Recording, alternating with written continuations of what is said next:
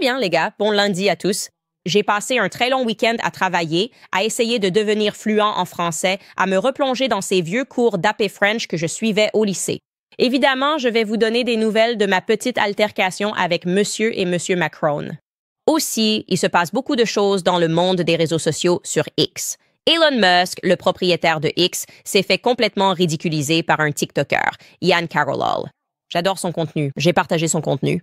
Je vais aussi vous expliquer de quoi parlait leur petite altercation, qui a récolté 200 000 likes. Je parle d'un vrai ratio. Nous avons aussi Mark Zuckerberg, qui est apparu chez Joe Rogan avec quelques confessions sur Facebook et le COVID. Et pour être honnête, c'est plutôt exaspérant. Et bien sûr, nous vous donnerons une mise à jour sur les incendies de Los Angeles et ce que les gens en disent. Tout cela arrive dans Candace Will Be.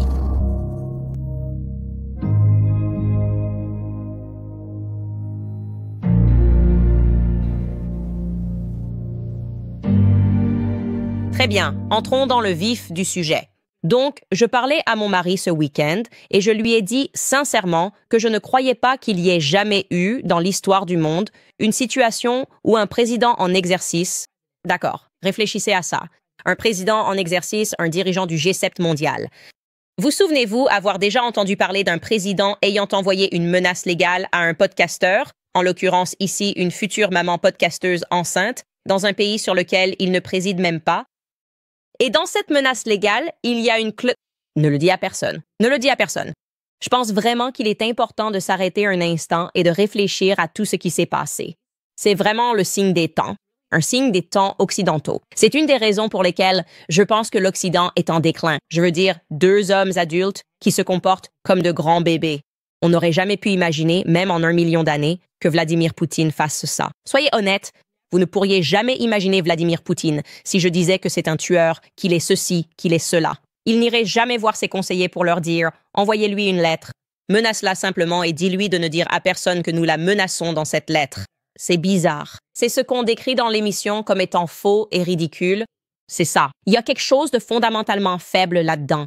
Si tu vas m'envoyer une lettre en disant « Je ne suis pas ceci, je ne suis pas cela », eh bien, tu devrais comprendre que rien qu'en envoyant la lettre, les gens voient que tu es un dirigeant extrêmement faible et extrêmement fragile. Et je dois vous dire, vos commentaires sur l'épisode de vendredi m'ont vraiment fait rire. Le meilleur étant celui-ci de Holly House. Elle a écrit « Président français, ne rendez pas cette lettre publique. » Candace Owens. Tiens ma bière. Suivi du prochain meilleur commentaire d'Alex. Il écrit « Macron, ne publie pas ceci. Candace, abonne-toi s'il te plaît et n'oublie pas d'appuyer sur le bouton « J'aime ». Oui, bien sûr, je suis américaine. Qui es-tu? Sérieusement, qui es-tu? Et le troisième meilleur commentaire est vraiment génial parce qu'il vient de quelqu'un qui vit en France, d'un utilisateur nommé ADARYM. Il écrit « Je suis français. Je suis tellement content que quelqu'un parle de cette arnaque. Que Dieu te protège, Candace. Nous avons besoin de personnes comme toi en France. » Et c'était un peu le sentiment général. J'ai reçu des tonnes de messages de personnes en France qui m'écrivaient pour me dire « Continuez, merci beaucoup. » En gros, ils sont réprimés. Et ils ont peur d'exprimer leurs opinions à cause de ce que le président a fait. Donc, je veux profiter de ce moment pour expliquer aux Américains qui ne comprennent pas l'importance de cette histoire. Je veux vous expliquer pourquoi c'est si important. Parce qu'il y a des gens qui disent « Pourquoi est-ce important si sa femme est un homme ?» Et il y a des personnes qui ne comprennent pas vraiment ce que les Français ont enduré sous ce que je qualifierais de régime. C'est vraiment un régime. On entend tellement parler de Vladimir Poutine alors que nous avons la même chose ici, en Occident. Faites attention à ce qui se passe au Royaume-Uni, à ce qui se passe en France. Et imaginez, si vous le voulez bien, une personne, Manu Macron, qui était à peu près inconnu. Oui, il était au gouvernement. Je crois qu'il était peut-être ministre de l'économie, qui lance son propre parti appelé En Marche ou quelque chose comme ça. Et il condamne le radicalisme de la gauche comme de la droite. Ce type va être un centriste.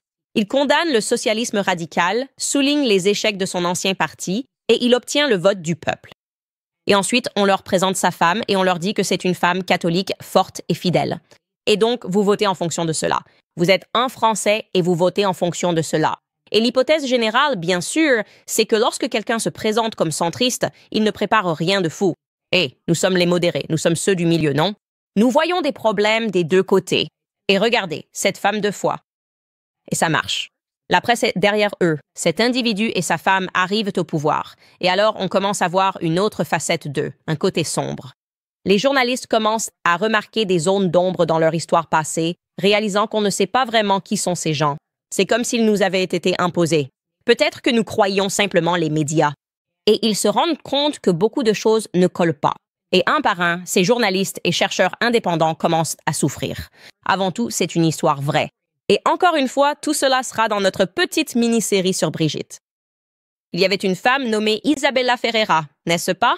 Je vous montre une photo d'elle. Elle faisait partie de ce qu'ils appellent les Gilets jaunes, ce qui, je crois, signifie Yellow Vest en français. Une femme de 56 ans qui enquêtait sur Emmanuel et Brigitte. On a estimé qu'elle faisait partie des premières à découvrir que l'écart d'âge entre eux n'était pas correctement rapporté par les médias traditionnels. Et puis, elle a dit qu'elle était tombée sur quelque chose d'encore plus important et a commencé à passer des coups de fil pour alerter d'autres personnes qu'en réalité, Brigitte, selon elle, pouvait encore être poursuivie pour le crime d'avoir couché avec un mineur ou d'avoir eu des relations avec quelqu'un de 15 ans selon la nouvelle loi. 2 semaines plus tard, cette Isabella Ferreira est retrouvée morte. D'accord? Elle s'est noyée dans un barrage. Les enquêteurs admettent qu'elle était encore en vie lorsqu'elle a glissé dans l'océan. Les médias disaient « Oh, elle a pris des pilules, elle était bipolaire, elle était dépressive. » Voilà ce qui s'est passé. Même si, quelques jours plus tôt, elle avait passé des coups de fil pour demander à des gens de la rencontrer au sujet de cette enquête. Et en fait, un de ses amis a publié un message sur Facebook, il s'appelle Luca, et il a écrit un très long post que vous pouvez aller lire. Mais c'est l'élément le plus convaincant. Il n'a pas cru à l'histoire du suicide accidentel, il a écrit cela ces derniers jours.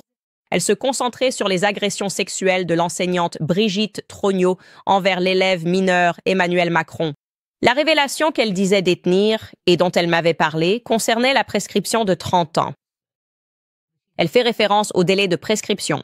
30 ans après la majorité, c'est-à-dire l'âge auquel on peut donner son consentement pour des agressions sexuelles sur mineurs, permettait à Emmanuel Macron de porter plainte contre Brigitte.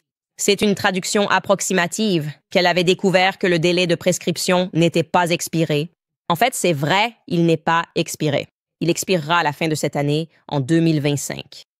Mais ensuite, elle s'est suicidée d'une manière très étrange. La plupart des gens ne sautent pas pour essayer de se noyer. C'est presque impossible. Il est impossible de se noyer soi-même. Le cerveau vous fera automatiquement remonter à la surface. Je ne sais pas. Peu importe. C'est ce qui s'est passé. C'est ainsi que cela a été rapporté dans les médias. Ensuite, il y a eu la journaliste Natasha Ray qui venait tout juste d'aider à une enquête. Ce n'était même pas elle qui avait publié la série en 6 parties, celle que j'ai vue et qui avait été publiée par Xavier Puzard. Natasha Ray a un cancer, elle n'a pas d'argent. Elle se bat contre les Macron depuis des années devant les tribunaux et elle perd.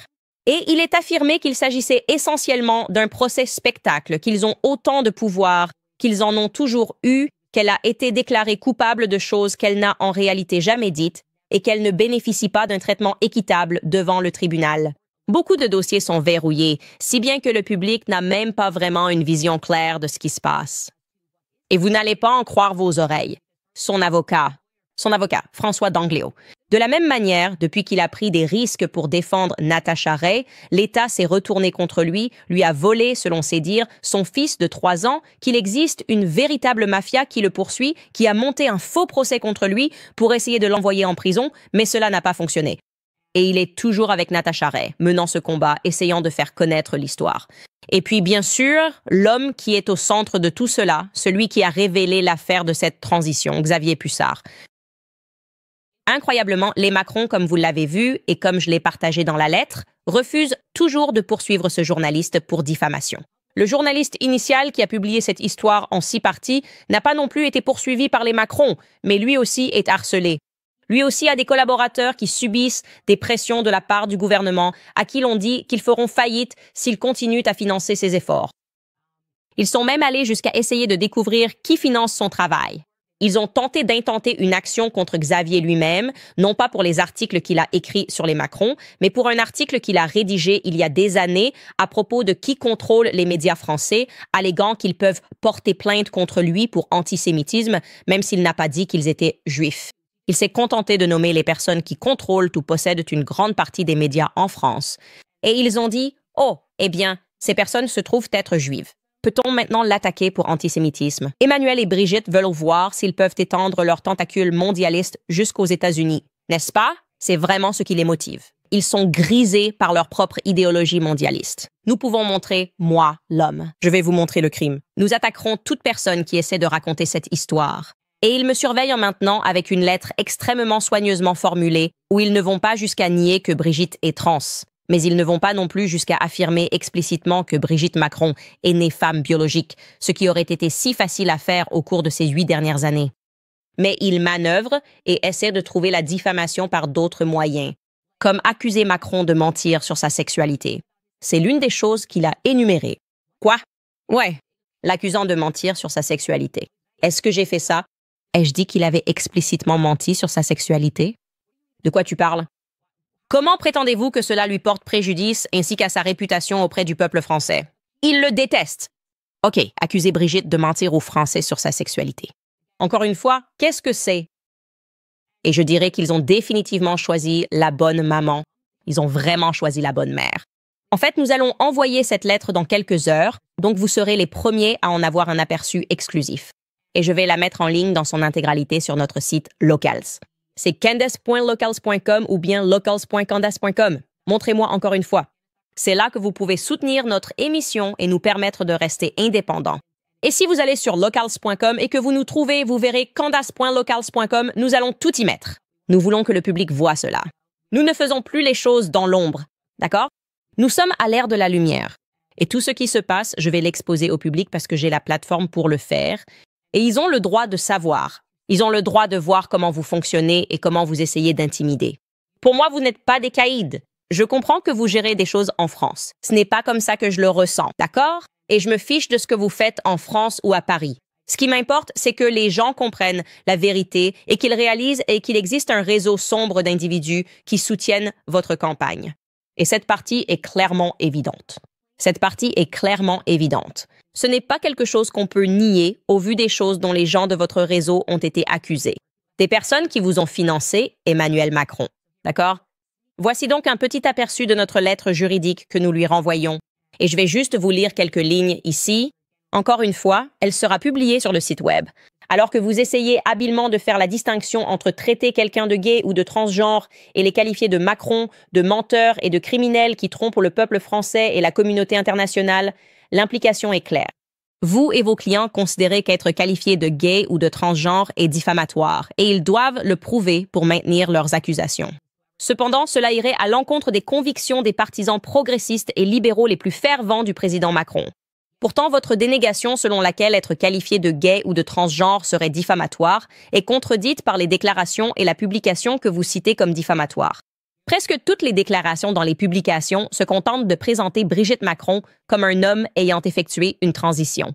Nous énumérons donc quelques exemples de ces étranges publications qu'ils ont citées. Satanique, peu importe. Dire que vous ne pouvez pas qualifier cela de satanique, peu importe. Et nous disons en gros, soit vos clients considèrent que ces exemples sont diffamatoires, soit vous souhaitez simplement que Candace les retire pour protéger l'image de vos clients. Aucun de ces éléments ne montre que vos clients ont subi un préjudice. Par conséquent, il semble que votre véritable objectif soit d'intimider une journaliste et de l'empêcher de révéler des découvertes concernant les Macron. Mais vous vous êtes trompé de journaliste. Candace n'est pas intimidée. Non, je ne suis pas intimidée. En fait, je dirais même que je suis absolument ravie de cette opportunité. Monsieur et Monsieur Macron. D'accord. J'aimerais tellement que vous veniez dans le Tennessee. Venez avec ça. Venez intenter ce procès, comme il le faudrait, dans le grand État du Tennessee. Venez dans l'État du Volunteer. Vous savez, ici, on a encore les bons vieux gars. Et ne gaspillez même pas votre argent à engager un coursier pour déposer la plainte. Je la déposerai pour vous. Je serai votre coursier. D'accord. J'irai au tribunal déposer la plainte pour vous si vous me promettez que vous viendrez tous les deux main dans la main. D'accord. Que vous viendrez dans un état où l'on a encore les bons vieux gars et que vous leur expliquerez, Brigitte, que vous pensez que des garçons de 15 ans peuvent être sexy. Que vous êtes attiré par des garçons de 15 ans. Apportez cette mentalité, votre mentalité élitiste parisienne ici. Expliquez-leur comment des adolescents de 15 ans peuvent être attirants et sexy. Et comment peut-être, en tant qu'homme plus âgé, vous voudriez les épouser. J'adorerais voir ça. Je paierais cher pour vous voir avoir un réveil brutal sur ce que le reste du monde pense de ce que vous deux avez fait. C'est dégoûtant. C'est répugnant. Il n'y a aucune façon de l'enrober quand on fait un aveu comme le vôtre. Et d'ailleurs, comme je l'ai dit, nous avons la preuve qu'il avait 14 ans lorsqu'il a joué dans cette pièce. D'accord? La pièce que vous l'avez vu jouer et où vous l'avez trouvé si profond et magnifique. Parce que quelle personne saine d'esprit à l'âge de 39 ou 40 ans regarde un garçon de 14 ans et trouve cela attirant, puis pense qu'elle a assez d'argent et de relations pour convaincre la presse de vendre ça comme quelque chose de sexy à la manière de Joséphine et Napoléon? Dégage de ma vue. Sérieusement, disparaissez de nos vies. Comme je l'ai dit. Essayez ça ici. Essayez ça ici. Venez, prenez un avion. Faites-le. Vendez-le. Oh, c'était magnifique. Le magnifique. L'histoire de la belle et la plage. Non, ça ne marchera pas. Ça ne passera pas ici, d'accord? Nous avons de bonnes valeurs. Nous avons une bonne morale. On se fiche de vos grands créateurs, d'accord? Ils se fichent de Paris. Nous avons bien un Paris dans le Tennessee ici, mais ce n'est pas ce à quoi vous êtes habitués. Et je vous le dis, je donnerai n'importe quoi. Je pourrais même couvrir vos frais juridiques si vous acceptez de venir dans le Tennessee avec votre état d'esprit, d'accord? Et venez me retrouver au tribunal. Et devinez quoi? Votre petit argument comme quoi nous n'avons pas à répondre à la question de savoir si Brigitte est une femme ou non. Non, vous devrez littéralement répondre à cela si vous avez, excusez-moi, le cran de déposer cette plainte dans l'État du Tennessee. Nous y invitons. Mes soutiens y invitent. J'y invite.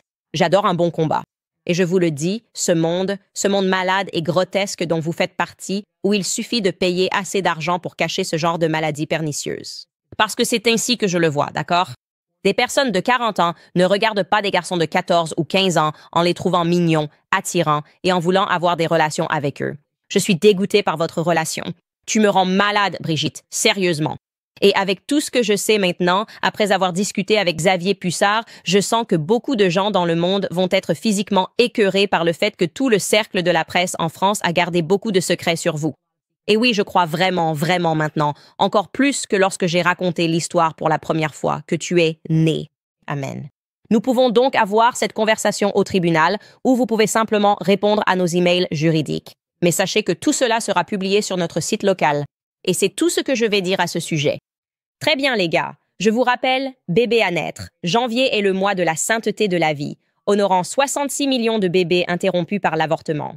Depuis l'annulation de l'arrêt Roe, la vie des bébés est menacée. La pilule abortive, c'est 60% des avortements, accessible 24 sur 24. 7 jours sur 7. Mais au milieu de cette obscurité, il y a une lumière qui brille. Reborn a sauvé plus de 300 000 bébés de l'avortement. En moyenne, il sauve plus de 200 bébés par jour. Parce que lorsqu'une femme envisage l'avortement et qu'elle entend le battement de cœur de son bébé et voit son bébé à l'échographie, les chances de survie de ce bébé doublent. Alors Preborn a besoin de notre aide. Pour seulement 28 $, le prix d'un dîner, vous pouvez financer une échographie pour permettre à une mère de rencontrer son bébé pour la première fois. 100% de votre don sera consacré à sauver des bébés. Pour faire un don, composez simplement le 250,0 et dites le mot-clé qui est « bébé ». C'est 250 bébés. Ou vous pouvez faire un don en toute sécurité sur preborn.com Candace. Encore une fois, c'est preborn.com Candace. Très bien, passons à ces histoires. Je n'ai pas vu une tendance comme celle-ci depuis longtemps où la personne qui nous a donné X, Elon Musk, se fait complètement dépasser. Je veux dire, à hauteur de 142 000 likes. Yann Carroll obtient quelque chose comme 230 000 likes. Et ce qui est vraiment intéressant avec ce ratio en particulier, au-delà du simple sujet, c'est que Yann Carroll est vraiment juste une personne qui a commencé à faire des vidéos sur TikTok, à enquêter sur différentes choses, et il s'est construit un réseau tout seul. Il vient tout juste de dépasser le 1 million d'abonnés sur X, je suppose en grande partie parce qu'il a surpassé le fondateur de X, qui est Elon Musk. Donc c'est assez incroyable. Alors je vais vous dire ce qui s'est passé. Donc l'arc étrange d'Elon Musk sur le sujet d'Israël, ce qui signifie qu'il critiquait Israël et qu'il semblait avoir reçu un appel téléphonique magique en arrière-plan. La prochaine chose que nous avons su, c'est qu'il devait visiter Auschwitz. Il devait se rendre en Israël pour faire une séance photo avec Bibin, Net et Yahoo. C'était juste étrange. Tout cela était très étrange. Et maintenant, de temps en temps, il tweet ce que la plupart des gens, Yann Carroll y compris, considéreraient comme de la propagande israélienne. Et donc, il tweet cette vidéo. Je vais juste vous montrer un court extrait parce que ce n'est pas en lien direct avec la réponse d'Yann, qui était le ratio. Voici la vidéo qu'Elon Musk a tweetée. Quelles actions mènent au plus grand bien en Israël? Je veux dire, évidemment, on ne peut pas laisser des gens qui, vous savez, s'ils veulent tuer tout le monde en Israël, il faut arrêter ça. Il n'y a pas. Vous savez, il n'y a aucun moyen. Oui, ces personnes doivent soit être tuées, soit incarcérées, sinon elles essaieront simplement de tuer encore plus d'Israéliens. C'est à cela que ça revient, évidemment. Et d'ailleurs, ils essayent aussi de tuer des Américains. En général, Israël est qualifié de petit Satan en Amérique. Nous sommes le grand Satan. C'est comme ça que l'ayatollah nous appelle. D'accord, vous voyez l'idée? Il fait essentiellement la rhétorique du « il y a un Hamas derrière chaque enfant ». Et si nous ne nous impliquons pas tous et n'envoyons pas notre argent à l'étranger dans un pays étranger, ils viendront pour nous ensuite. D'accord, on a déjà entendu tout ça 1000 fois. Donc Yann Carroll répond à cela sur Twitter à propos de la vidéo. Il écrit « Pour quelqu'un d'aussi intelligent, tu es exceptionnellement mauvais pour comprendre ce sujet en particulier. » C'est un peu bizarre. Et son ton, quand il fait ses vidéos, est toujours incroyablement sarcastique. Et il dit en gros ce que tout le monde pense, c'est-à-dire ce qui s'est passé. Tu as vraiment changé de point de vue très rapidement. Et on dirait un peu que tu es obligé de poster ce genre de choses, genre, tu sais, cligne des yeux si tu as besoin d'aide. Elon Musk. Alors, Elon Musk lui répond, et je pense qu'il lui donne en quelque sorte un lay-up ici parce qu'il écrit « Qu'est-ce que je rate ?» Et encore une fois, si vous comparez cela aux anciens tweets d'Elon Musk, je ne pense pas qu'il ait l'impression de manquer intentionnellement quelque chose. Et voici comment Yann Carroll répond. Qui compte actuellement littéralement 255 000, soit environ 33 000 retraites. Nous y reviendrons. Il écrit cela à Elon Musk et prend littéralement le contrôle de Twitter, prend le contrôle de X pendant 2 semaines. Tu passes à côté du fait que AIPAC a acheté les sièges d'environ 90% ou plus de notre congrès actuel. Un fait célèbre, JFK voulait qu'il soit enregistré comme agent étranger juste avant d'être assassiné. Et donc, ils ont changé de nom et ne se sont jamais enregistrés. Pourquoi laissons-nous un lobby étranger acheter notre congrès? C'est ça qu'on oublie. Israël était évidemment le sponsor étatique de Jeffrey Epstein, dont le gestionnaire était Ehud Barak, ancien chef du renseignement militaire israélien. Son financement venait de les Wexner, l'un des plus riches philanthropes sionistes du monde, soi-disant. Et il a été accusé par d'anciens agents du Mossad d'être lui-même du Mossad, sans parler du lien avec Maxwell. Ils avaient des moyens de chantage sur Clinton et bien d'autres encore. Celui qui détient le chantage détient la laisse. Demandez donc à J. Edgar Hoover. Vous oubliez qu'Israël est la seule nation à posséder un programme nucléaire de facto sanctionné, mais en réalité secret et non autorisé. Un programme qu'ils ont volé aux États-Unis. Renseignez-vous sur l'affaire Apollo, NUMEC, l'installation nucléaire de Dimona. Vous oubliez que juifs, musulmans et chrétiens vivaient côte à côte en paix en Palestine avant que les Rothschild n'achètent le pays à la Grande-Bretagne pendant la Première Guerre mondiale, lors de la déclaration Balfour, et ne commencent leur programme colonial. Vous passez à côté de quelque chose.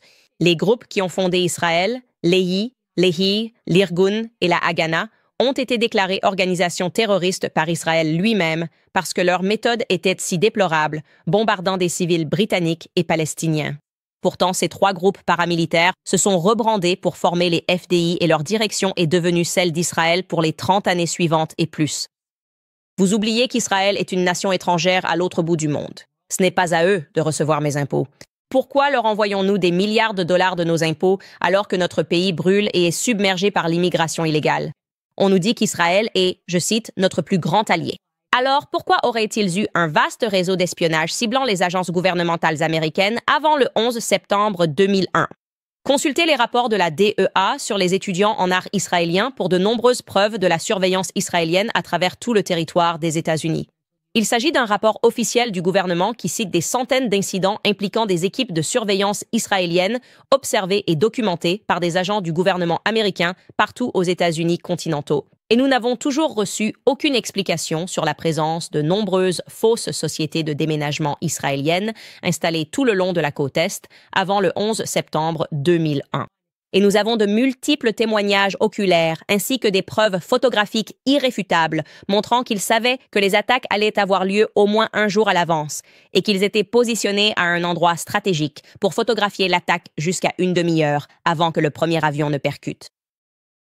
Nous n'avons jamais eu de réponse. Mais vous pouvez lire les rapports officiels du FBI concernant cet incident.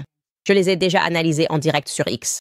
Et ce n'est qu'une petite liste des meilleures raisons documentées pour lesquelles, en tant qu'Américain, je ne veux pas qu'Israël reçoive un seul dollar de mes impôts. Et je n'ai même pas mentionné mes objections évidentes à la punition collective, à la surveillance de masse, à la famine forcée, au bombardement des camps de réfugiés, aux meurtres brutaux de femmes et d'enfants à Gaza et en Cisjordanie. Des décennies que vous pouvez regarder en détail explicitement sur X.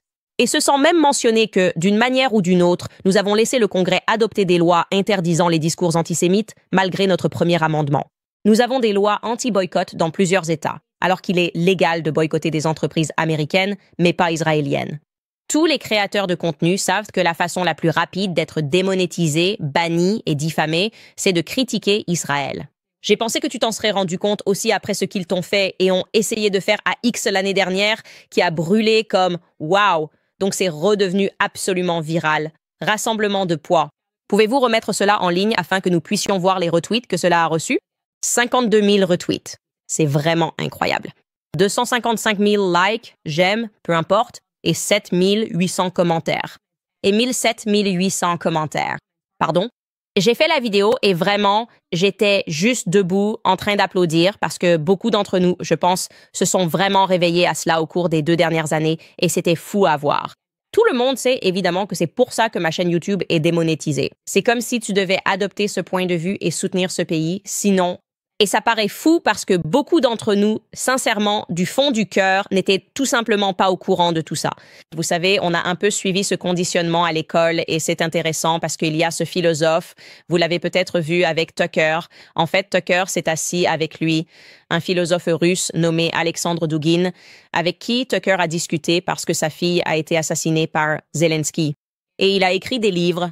La 4e théorie politique, qui a fait ce fil l'autre semaine, ou peut-être que c'était en fait la semaine dernière, où il y a seulement quelques jours, où il a parlé et il a dit spécifiquement « La religion de l'Holocauste a été brisée ».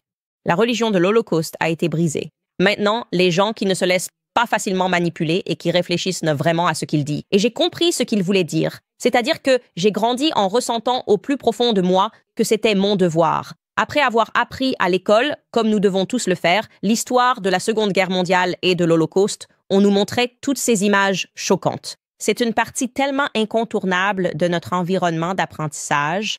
Et puis, il y a Hollywood, il y a tous ces films, et on ressent ce fardeau immense pour quelque chose que nous n'avons pas vécu. Et on se dit, oh mon Dieu, si quelqu'un dit quoi que ce soit sur les Juifs, je vais réagir instantanément. Vous savez, on se sent tout de suite tellement protecteur parce que, à bien des égards, nous avons été tellement traumatisés d'apprendre ces atrocités en classe. Et je pense que c'est de cela qu'il parle quand il dit que la religion de l'Holocauste a été brisée, parce qu'il a poursuivi en disant que cela avait été brisé par Bibi Netanyahou et Zelensky. Et enfin, nous les avons ramenés, dit-il, comme le peuple juif, au même niveau que tout le monde, où nous reconnaissons désormais qu'il existe des Juifs, des Noirs, des Blancs, qui sont mauvais, horribles, atroces. Nous le reconnaissons. Et je pense qu'avant cela, la religion de l'Holocauste, c'est-à-dire la façon dont on nous l'a enseigné à l'école, nous interdisait d'avoir ce point de vue sur une personne juive. Et tout a maintenant changé ces derniers temps. Je dirais vraiment depuis le 7 octobre. Parce que j'ai vu des personnes que je respectais, des personnes avec qui j'ai grandi dans ce mouvement, dire et faire des choses aussi méprisables, horribles et malhonnêtes. Tout cela au nom de servir un pays, ce pays étranger qui fait, je peux le voir sur mon ex, aucun article, dans aucune publication, ne pourra m'enlever des yeux la quantité de morts, ni justifier cela avec l'animosité et la haine qu'ils portent dans leur cœur envers les enfants palestiniens. Je ne peux pas l'effacer de ma mémoire. Tu sais, je ne peux pas l'effacer de ma mémoire. Et donc, à bien des égards, je pense que briser ce sortilège et reconnaître que nous sommes tous humains, que nous soyons juifs, chrétiens, blancs, noirs ou musulmans, qu'il y a des gens extraordinairement bons. C'était bien pour nous de reconnaître et de voir ce mal, et pour ceux qui s'y intéressent, de voir ce tournant. C'est un tournant culturel. Alexander Dugin avait raison. Il y a en ce moment un tournant culturel, et c'est un peu ça. Ça me rappelle aussi ce que mon mari dit tout le temps. Il dit que la richesse est gâchée, comme la richesse générationnelle. La richesse est gâchée par la 3e génération. Je suppose que c'est un vieux dicton. C'est une vieille expression. C'est peut-être une vieille expression britannique, je ne sais pas. Mais l'idée, c'est que ce sont les petits-enfants qui la ruinent. Et je pense qu'à bien des égards, quand je le vois aujourd'hui, l'attitude d'enfants gâtés des petits-enfants ou arrière-petits-enfants des personnes qui ont vécu l'Holocauste et la méchanceté avec laquelle ils traitent les autres, comme mon grand-père a survécu à ça. Donc maintenant, je peux vous salir, vous calomnier, mentir à votre sujet et mentir sur votre cœur, tout a été gâché. Donc, je ne sais pas. Bref, j'ai trouvé ça vraiment fascinant de l'entendre exposer tout ça et que ça devienne aussi viral. Beaucoup plus de gens vont ouvrir les yeux grâce à cela, en remarquant qu'il n'y avait aucune note communautaire ajoutée à cela. Et il a également cité toutes ses sources. Et si vous êtes quelqu'un qui, comme moi, a vraiment grandi avec ça dans le cœur, puis a été tellement confus par ce qui semble être des personnes que vous pensiez être des victimes, mais qui agissent et disent des choses objectivement mauvaises, cela vous aidera à y voir plus clair. Je pense que cela vous aidera vraiment à comprendre que, eh bien, nous sommes tous humains et tout le monde est nul, mauvais, horrible et parle parfois comme des maniaques génocidaires. Et je pense que Bibi Netanyahou est un maniaque génocidaire. Mais je peux le dire maintenant parce que je suis déjà démonétisé. On ne peut pas le faire deux fois. Bon, les gars, je vais vous rappeler Pure Talk parce que l'année dernière, nous avons voté pour sortir le grand gouvernement et faire entrer un gouvernement efficace. Eh bien, maintenant, il est temps d'agir contre ces grandes compagnies de téléphonie mobile. Donc, si vous êtes encore chez Verizon, AT&T ou T-Mobile, la question c'est pourquoi? Vous pouvez passer dès maintenant à Pure Talk, qui est mon opérateur de téléphonie mobile. Pure Talk vous offre exactement le même service sur exactement les mêmes antennes, mais avec un meilleur service client parce qu'ils sont basés ici même aux États-Unis. Pure Talk fait tout cela pour la moitié du prix. Il n'y a tout simplement aucune raison de dépenser 85 $ ou plus par personne pour votre facture de téléphone. Ce n'est pas justifié. Quand vous pouvez avoir appels et SMS illimités, ainsi que 15 gigaoctets de données avec un hotspot mobile pour seulement 35 $ par mois. La famille moyenne de 4 personnes économisera environ 1000 $ par an avec Pure Talk, tout en profitant du réseau 5G le plus fiable d'Amérique. Vous pouvez réduire votre facture de téléphone de moitié dès aujourd'hui en passant chez Pure Talk et en allant sur puretalk.com/Owens, vous économiserez en plus 50% sur votre premier mois. C'est puretalk.com Owens. Bon, les gars, il faut qu'on parle de Mark Zuckerberg, parce que Mark Zuckerberg, on dirait qu'il pensait assister à une confession catholique quand il est allé chez Joe Rogan et il dit enfin la vérité sur quelque chose à propos de laquelle il ment depuis des années. Et j'imagine qu'on est censé l'applaudir pour avoir énoncé l'évidence, à savoir que nous avons tous été clairement censurés de façon irrationnelle pendant la période du COVID. Et en gros, il ne laissait circuler que des mensonges parce qu'il voulait forcer tout le monde à se faire vacciner. Alors qu'il savait évidemment que cela n'allait pas arrêter la propagation et qu'il savait aussi que cela pouvait entraîner des effets secondaires très graves. Je parle de paralysie faciale. Des gens souffraient de toutes sortes de paralysies, des hommes faisaient des myocardites et ils ont tout censuré. Et ils disaient « c'est génial, c'est sûr, c'est efficace. Faites-vous vacciner, bande d'idiots, n'est-ce pas ?» C'est un peu la rhétorique qu'on a entendue. Et Mark Zuckerberg en faisait partie. Et maintenant, il essaie un peu de revenir en arrière en réalisant qu'il est, ou qu'il a été, du côté des perdants. Voici ce qu'il a dit à Joe Rogan. Écoutez bien. Des gens de l'administration Biden appelaient notre équipe, leur hurlaient dessus, les insultaient, et c'est comme si ces documents, tout cela est en quelque sorte là-bas. Avez-vous enregistré l'un de ces appels téléphoniques? Je ne sais pas. Non, Don. Je ne pense pas que nous. Mais je pense que je veux écouter. Je veux dire, il y a des emails. Les emails sont publiés. Tout est là, en quelque sorte, et ils sont comme ça. Et en gros, on en est arrivé à un point où on s'est dit « Non, on ne va pas supprimer des choses qui sont vraies. C'est ridicule. » Il voulait qu'on retire ce mème de Leonardo DiCaprio regardant une télé, parlant de ce qui se passerait dans 10 ans ou quelque chose comme ça. Et vous savez, vous allez voir une pub qui dit « D'accord, si vous avez pris un vaccin contre le Covid, vous êtes éligible, vous savez, à ce genre de paiement, un peu comme un mème de recours collectif. » Et eux, ils disaient « Non, il faut que vous enleviez ça. » On a juste dit « Non, nous, on ne va pas retirer l'humour et la satire. On ne va pas retirer des choses qui sont vraies. » Et puis à un moment donné, je suppose, je ne sais pas, quelque chose a changé. Je veux dire, Biden, quand il a fait une déclaration à un moment donné. Je ne sais pas si c'était lors d'une conférence de presse ou à un journaliste, mais il a dit en gros « Ces gars-là tuent des gens. » Et je ne sais pas. Ensuite, toutes ces différentes agences et branches du gouvernement ont en gros commencé à enquêter et à s'en prendre à notre entreprise. C'était brutal. C'était brutal. Bon, je ne vais toujours pas être un rageux. Il a l'air mieux avec les cheveux plus longs. Il ne ressemble pas à un lézard. Mais il dit toujours des trucs de lézard. D'accord. Et je ne lui fais tout simplement pas confiance. Je le trouve un peu reptilien, tu vois? Essentiellement, ce qu'il dit, je n'ai pas de colonne vertébrale. Si tu n'en as pas, je ne veux pas que tu diriges une entreprise de réseaux sociaux. Tu vois? Je ne veux pas que tu diriges. Je veux que tu t'écartes et que tu laisses quelqu'un qui... Quand il reçoit un appel de l'administration Biden et que quelqu'un l'insulte, quelqu'un qui saura leur répondre du tac au tac. C'est ça que je veux, d'accord? C'est ce à quoi on devrait s'attendre, étant donné que nous avons la liberté d'expression dans ce pays. D'accord? La liberté d'expression signifie que tu as la liberté de parler des effets qu'un vaccin a eu sur toi. Tu as la liberté de dire que tu as reçu un vaccin aujourd'hui et que tu as peut-être perdu connaissance ou que tu as eu une myocite. Tu étais à l'hôpital à cause du vaccin, il a retiré ce droit aux gens. Et dans le processus, en fait, si on y réfléchit, il a nui à beaucoup de gens qui n'auraient peut-être pas reçu le vaccin s'ils avaient entendu des voix alternatives comme la mienne. Et ça m'exaspère parce que maintenant, il est à Mar-a-Lago.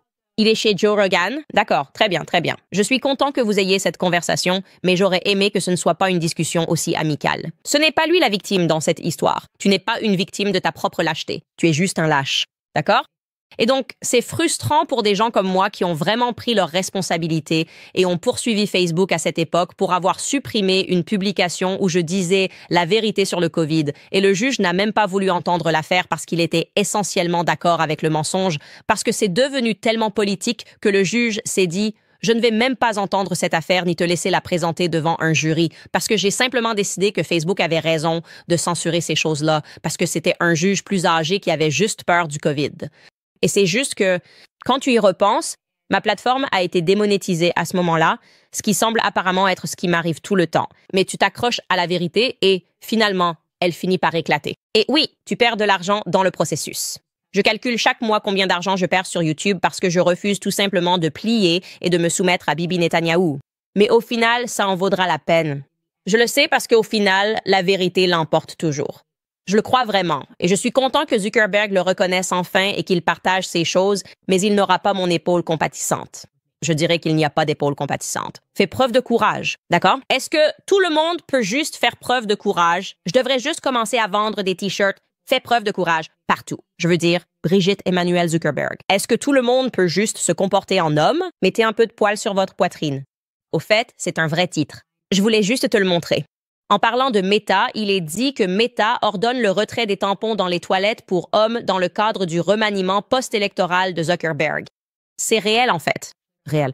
Je sais que vous pensez que cela ressemble à un titre de Babylon Bee, mais Babylon BE n'est plus drôle. Ça, c'est drôle. C'est vraiment réel. Et donc, je suppose que nous gagnons. Les gars, il est sérieux. Il est tellement sérieux qu'il retire les tampons des toilettes pour hommes. Je ne sais pas ce que ce monde est devenu. Vraiment, je ne sais pas. Bon, les gars, avant qu'on parte, parlons des incendies de Calibia, en Californie. Évidemment, ce qui est débattu maintenant, c'est pourquoi n'avons-nous pas fait ces brûlages contrôlés. Et il s'avère que, pour que ces brûlages contrôlés aient lieu, ils doivent passer par ce qu'ils sont. L'État rejette la faute sur le gouvernement fédéral, affirmant qu'ils doivent passer par la National Environmental Policy Act, qui est un processus d'examen, avant de pouvoir brûler, ce qui dure entre 3,6 et 7,2 ans. Donc, en gros, ils étaient tout simplement pas autorisés à effectuer ces brûlages. Encore une fois, on essaye toujours de voir à qui la faute.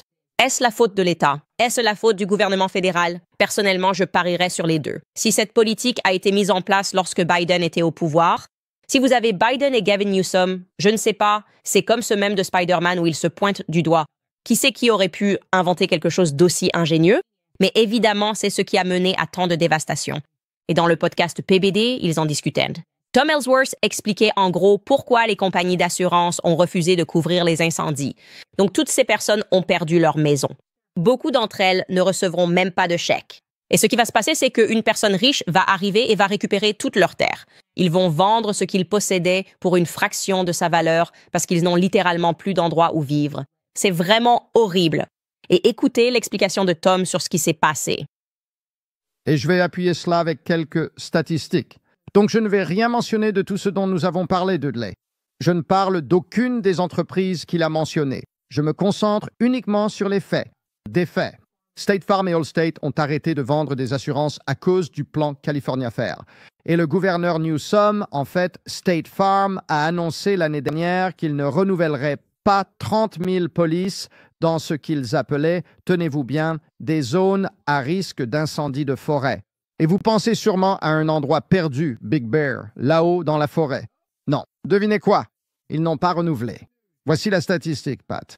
State Farm n'a pas renouvelé 69% des polices qu'ils avaient à Pacific Palisades. Données confirmées ce matin. State Farm a déclaré l'année dernière « Nous ne renouvellerons pas 69% des maisons que nous assurons actuellement à Palisades. » Pourquoi? Risque de broussailles à long terme et mauvaise gestion des parties communes. On ne peut pas leur en vouloir. Non, je ne leur en veux pas pour ça. Je sais que ce n'est pas ton cas, mais ce que je veux dire, c'est qu'on ne peut pas blâmer l'entreprise, elle doit faire des profits. Et quand les régulateurs font de leur vie un massacre et les font passer pour des méchants, pourquoi voulez-vous que nous subissions une perte chaque année? Correct. Maintenant, je vais passer à la chute. Pourquoi ont-ils fait ça? Parce que le comté de Los Angeles et la ville de Los Angeles avaient suspendu le débroussaillage à Palisades. Cela dépend du comté. Tu plaisantes? Oui, tu peux le trouver. Tu peux le trouver. Était suspendu ici. Le débroussaillage occasionnel a été suspendu ici. Le débroussaillage a été suspendu. Tout cela va sortir. C'est exactement à ce moment-là que Trump a dit qu'il fallait nettoyer le sol. exactement ça. Je n'en veux pas aux compagnies d'assurance. Je dis que les compagnies d'assurance sont tout en bas de la cascade. Et tout en haut de la cascade, il y a l'État avec ses politiques et ses coupes budgétaires sur la lutte contre les incendies et le débroussaillage. Et toutes les mesures qu'ils ont prises malgré le niveau d'impôt qu'ils perçoivent. Écoutez, voici ce que je dirais. Nous devons faire très attention à qui va racheter ces terres. Parce que le petit complotiste en moi pense que cela pourrait être une opération de mainmise sur les terres. Vous savez, nous voyons ce genre de situation. Soudainement, ils n'ont plus d'assurance. Ils ne peuvent pas reconstruire leur maison. Ils vont devoir vendre leurs terres. Et comme je l'ai dit, certaines personnes vont faire une affaire en or. Et qui sont ces personnes qui vont se précipiter immédiatement pour acheter ces terres? C'est à cela que nous allons prêter attention. Nous devons traquer ces personnes parce que quelque chose ici ne tourne pas rond. Maintenant, on entend parler d'incendiaires, on entend que des maisons brûlent et qu'il ne reste littéralement plus rien. C'est comme s'il n'y avait vraiment aucun moyen de reconstruire cette maison, ce genre de choses. Et je trouve cela extrêmement suspect. Les politiques qui ont été adoptées juste avant que l'assurance refuse de couvrir l'année dernière, puis ceci arrive. Quelque chose ne me semble pas normal. Bref, avant de passer à vos commentaires, nous devrions finir sur une note joyeuse ou triste, selon la façon dont vous voulez voir ces incendies. Meghan, notre duchesse, a décidé qu'elle allait promouvoir la série Netflix, celle que nous vous avons montrée où elle cuisine, parce que c'est tellement accessible. Elle a estimé que ce n'était peut-être pas le bon moment de la voir cuisiner dans un manoir appartenant à l'une de ses amies, invitant ses amis riches et fabuleux, alors qu'elle va chercher du miel dans le jardin et présente des gâteaux dignes de Martha Stewart. Ils se sont dit que ce n'était peut-être pas le bon moment. C'était plutôt dévastateur. Ils vont devoir repousser ça, mais les gens pourront le regarder plus tard. Au fait, elle et le prince Harry, qui semblent toujours adopter ces drôles de rôles royaux, c'est-à-dire qu'ils vont rendre visite aux victimes, exactement comme on s'attendrait à ce que des membres de la famille royale ou des politiciens fassent. Ils font cela et ils le font en ce moment même dans le sud de la Californie. Et je voulais juste vous montrer ce clip vraiment hilarant de ces personnes. Le maire, je ne connais même pas le maire d'où, tu vas devoir me le dire à l'oreille. Un maire de Pasadena décrit comment Harry et Meghan sont ici. Et la journaliste explique à quel point Harry et Meghan, en particulier Meghan, travaillent dur. Écoutez ça. Voici ce qu'elle fait. On aurait dit, tu sais, que tous les deux voulaient vraiment être utiles. J'ai même eu l'occasion de voir Meghan Markle se pencher avec précaution et retirer délicatement le couvercle d'une boîte en plastique transparente. Veulent-ils vraiment mettre la main à la pâte? Elle s'est penchée et elle a ramassé le couvercle d'une boîte en plastique. Et c'est comme ça que j'ai su que ma fille était authentique. Et je veux juste remercier Meghan d'avoir fait ça. C'est vraiment utile qu'elle se penche et fasse ça. S'il y a des boîtes en plastique que vous voyez traîner et que je ramasse, vous pouvez faire appel à votre amie Meghan Markle. C'est incroyable. Cette description m'a vraiment beaucoup fait rire. C'est vraiment n'importe quoi. Personne n'en a rien à faire. Envoyez de l'argent et de la nourriture. Il s'agit de ce dont ces gens ont besoin. Ils ont besoin de dons, ils ont besoin d'un endroit où vivre, ils ont besoin d'hôtels. Cela ne veut pas dire qu'ils ne le font pas. Je suis sûre qu'ils le font peut-être en coulisses. Je ne comprends tout simplement pas cette visite, mais je dois quand même faire un clin d'œil à Beyoncé aujourd'hui. Elle était dans mes pensées. J'étais sur le tapis de course ce matin et je n'arrêtais pas de danser sur Single Ladies. C'est pour ça que je dois avoir un tapis de course chez moi, parce que je ne me comporte pas correctement sur les tapis de course. Je regarde littéralement les clips et je fais toutes les danses. Bref.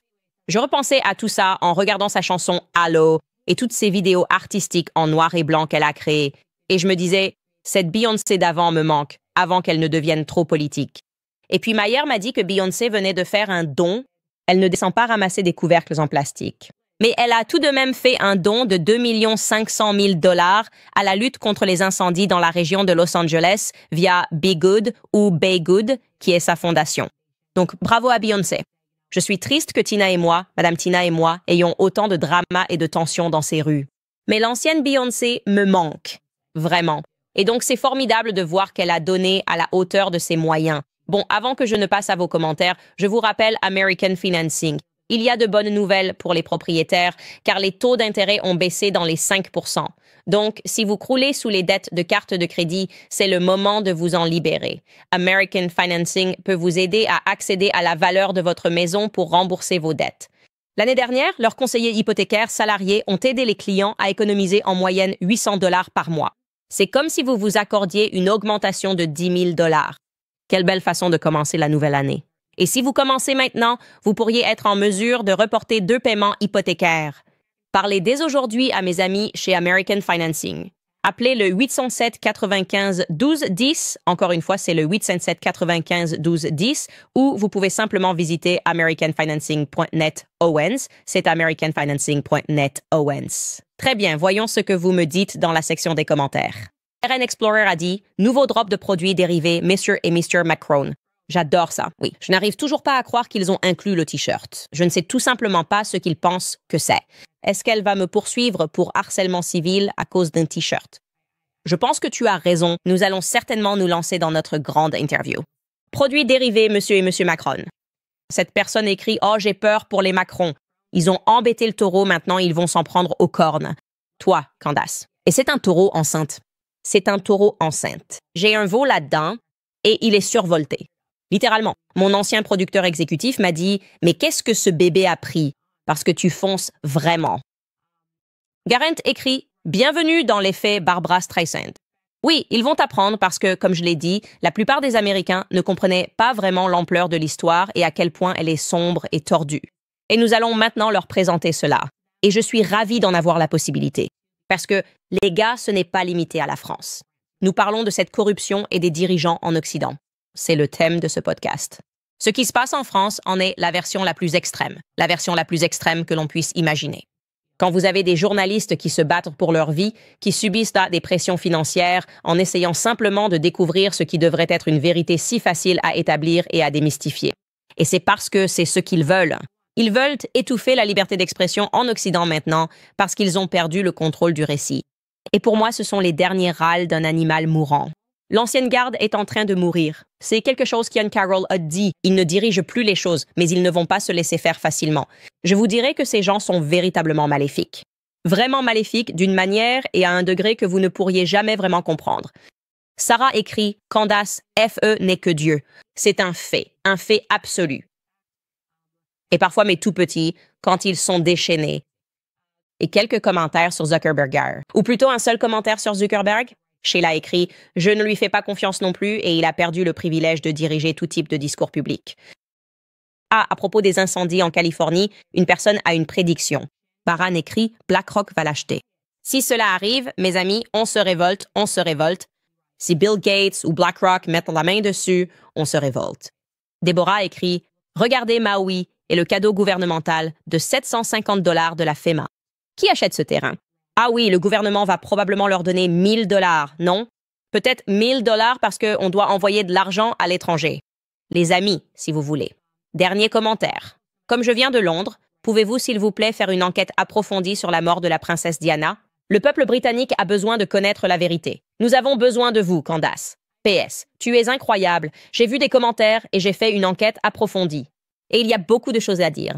Il y a vraiment beaucoup de choses à dire, d'accord. Je dois dire que j'ai été très choquée par cela parce que je n'avais que le souvenir d'enfance de l'avoir vu partout dans les kiosques.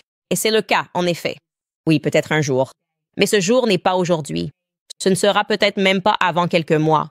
Mais je suis au courant de certaines zones d'ombre dans cette histoire, et c'est tout ce que je dirai aujourd'hui, car je ne peux m'occuper que d'un pays à la fois. Une corruption de pays à la fois.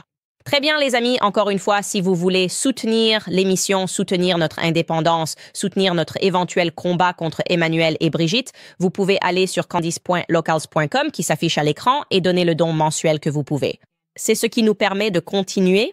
Nous apprécions profondément tout le soutien que nous pouvons recevoir. Quoi qu'il arrive, nous serons là demain.